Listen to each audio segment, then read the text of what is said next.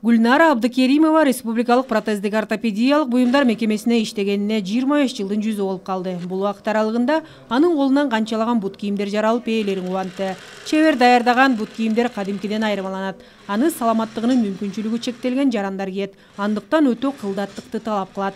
Мекемеде 8-не чейин жаңы жылдык эс алуу экенине карабастан таң атпай жумушка келгендер арбын. Биз эми майыптар күтүп калбасын деп, кээ бирлер баягы кээргечлик чок болуп калат, анан баягы меники деп чалгандар болуп калат. Ошолорго баягы эртерээк жылдырып берели, основной балдардыкын. Бут кийим тигүү эми берки швеяларга караганда бизде аябай эле оор.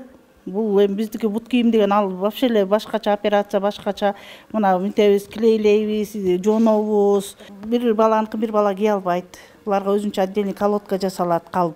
Республикалык протездик ортопедиялык буюмдар мекемеси былтыр жалпысынан саламаттыгынын мүмкүнчүлүгү чектелген 13 миңден ашуун жаранды тейлеген. Анда протездер, ортопедиялык бут кийимдер, таяк, балдактар жасалып, бир топ буюмдар оңдоого алынган. Мекеме жетекчилиги быйылкыга чоң пландарды коюуда. Ага ылайык бир катар чет мамлекеттер менен келишимдин негизинде жаңы муундагы протездер, майыптар арабасы жасалууда. Эки кардарга жаңы заманбап протез кийгизип көрдүк, бут протездерин.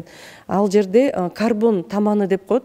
Ал абдан физиологияга жакын адамга. Эгерде таман менен басса, ал тизеге команда берип, өзү мындай чыныгы эле өзүнүн бутундай болуп басат дагы, жумушта дагы, жашоосунда дагы жеңилдиктерди түзөт. Азыркы күнү биз 40 ошондой протезди комплектующийлерди сатып келип, жаш, иштеген, өзүнүн үй бүлөсүн баккан жана ошондой комиссия менен карап туруп, ошол 40 жаранга азыркы күнү протездердин эң заманбаптарын жасап берип атабыз. Биздики ушундай айтылып коет, заявительный характер деп.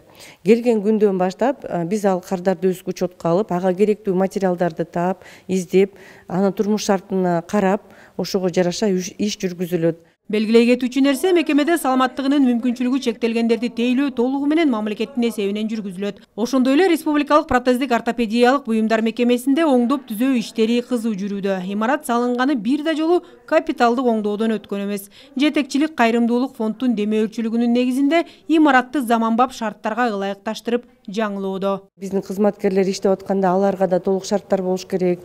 Алардын ошол дем алып атканы, иштеген материалдары абдан оор келет. Ошондуктан биринчи вентиляцияны жасадык өндүрүштө.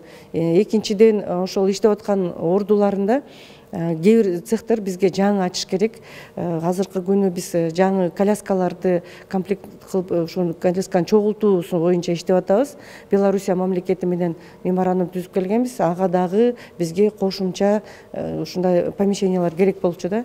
Анан заводдо өзү 300 метрге квадратка жакын помещение өзү иштетилбей жөн эле жаткан болчу. Ошолордун баардыгын капиталдык ремонттон өткөрүп өндүрүшкө беребиз.